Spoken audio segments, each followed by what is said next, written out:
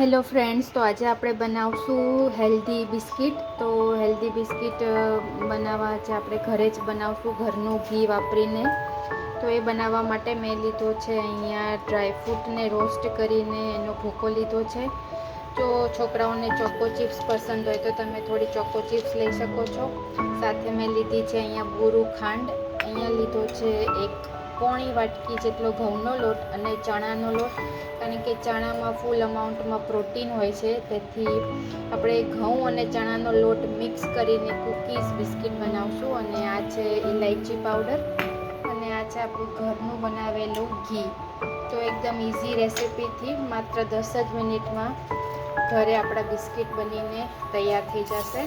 તો ચલો આપણે સ્ટાર્ટ કરીએ બિસ્કિટ બનાવવાનું. બિસ્કિટ બનાવવા માટે પહેલાં આપણે ખાંડ જે લીધી હતી એ લઈ લઈશું. એમાં આપણે ઘી એડ કરી દઈશું. ઘી જેટલી વાટકી આપણે લોટ લીધો છે, એટલે કે આપણે પોણી વાટકી લોટ લીધો હતો બે ટાઈપનો, તો આપણે પોણી વાટકી જેમાં ઘી એડ કરશું. તો આ રાઉન્ડલી પોણી વાટકી જેટલું ઘી એડ થઈ ગયું છે. હવે આપણે આ ખાંડ અને ઘીના મિક્સરને બરાબર એકદમ સરસ રીતે મિક્સ કરી દઈશું.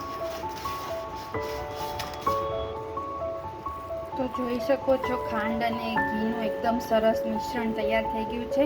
તો હવે આપણે જે લોટ લીધો હતો ઘઉં અને ચણાનો, એ આમાં મિક્સ કરી દઈશું.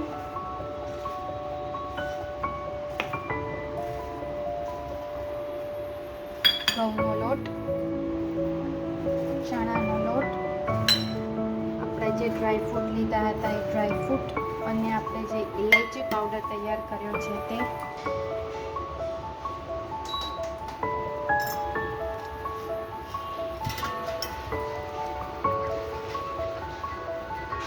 હવે વ્યવસ્થિત આપણે આનો લોટ બાંધી લેશું.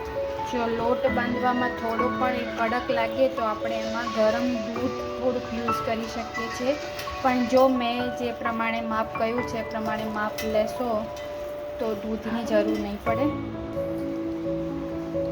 લોટ બાંધતી વખતે 1 ચમચી જેટલો બેકિંગ પાવડર નાખી અને એને લોટ સાથે બરાબર મિક્સ કરી લેશું.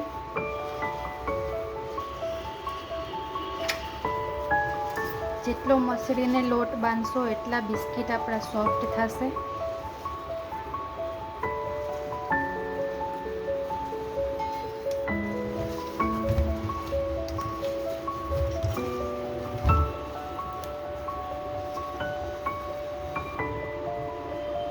તો આપણો લોટ બંધાઈને તૈયાર થઈ ગયો છે. હવે એમાંથી નાના નાના ગુલ્લા લઈને આપણે બિસ્કિટને વાળશું. અને જો તમને ચોકો ચિપ્સ પસંદ હોય તો એની પર તમે સ્ટીક કરી શકો છો. તો હું તમને એક બનાવીને બતાવું છું.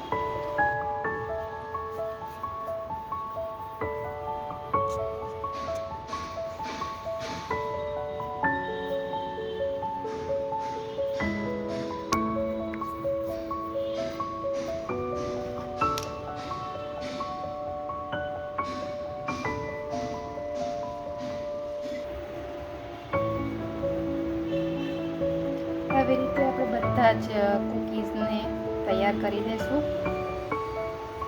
તો આવી રીતે મેં બિસ્કિટ તૈયાર કરી દીધા છે. હવે એક ઇમ્પોર્ટન્ટ પોઈન્ટ કે આપણે એના માટે માઇક્રોવેવ ઓવનનું શું સેટિંગ કરવાનું છે તો હું તમને બતાવી દઉં. તો માઇક્રોવેવ માટે આપણે અહીંયા પહેલાં સ્ટાર્ટ કરી અને કન્વેન્શન મોડમાં જાશું. અને અહીંયા આપણે એને સ્ટાર્ટ આપી દઈએ એટલે પ્રી હીટનો ઓપ્શન આવશે. પ્રી હીટ થઈ જશે જ્યારે આપણું ઓવન, ત્યારે એમાં એક સાયરન વાગશે. પછી આપણે આપણા બિસ્કિટ આમાં બેક કરવા માટે મૂકીશું. તો અત્યારે આપણું જે ઓવન છે એ પ્રી હીટ ઉપર છે. એક વસ્તુ હંમેશા યાદ રાખો કે જ્યારે પણ આપણે બિસ્કિટ બનાવીએ છીએ ત્યારે ઓવનને પ્રી હીટ કરવું જરૂરી છે. તો અત્યારે પ્રી હીટ માટે ચાલુ કર્યું છે મેં. પ્રી હીટ થઈ જશે પછી આપણે એમાં બિસ્કિટ બેક કરીએ. તો હવે આપણું જે ઓવન છે એ પ્રી હીટ થઈ ગયું છે. તો આપણે એને બેક કરવા મૂકી દઈશું.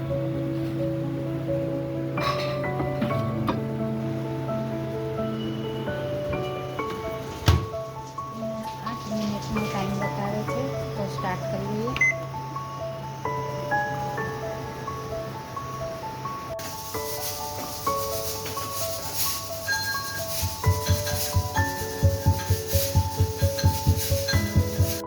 તો અહીંયા જોઈ શકો છો કે આપણા બિસ્કિટ બેક થઈ ગયા છે.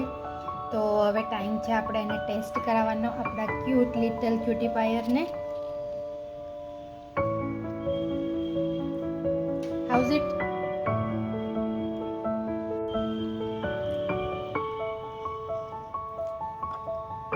જો તમને મારી આ રેસિપી પસંદ આવી હોય તો મારી ચેનલને લાઈક અને સબસ્ક્રાઈબ કરવાનું ભૂલતા નહીં. અને હા, આ બિસ્કિટ કુકરમાં પણ બની શકે છે. જો તમારી પાસે ઓવન ના હોય તો તમે એ કુકરમાં પણ બનાવી શકો છો. જો કુકરમાં બનાવવાની રેસિપી જોઈએ તો મને કમેન્ટ કરજો, હું ચોક્કસથી એ તમારી સાથે શેર કરીશ. So bye friends.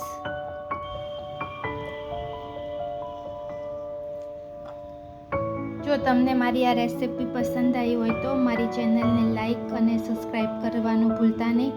અને હા, આ બિસ્કિટ કુકરમાં પણ બની શકે છે. જો તમારી પાસે ઓવન ના હોય તો તમે એ કુકરમાં પણ બનાવી શકો છો. જો કુકરમાં બનાવવાની રેસિપી જોઈએ તો મને કમેન્ટ કરજો, હું ચોક્કસથી એ તમારી સાથે શેર કરીશ. So bye friends.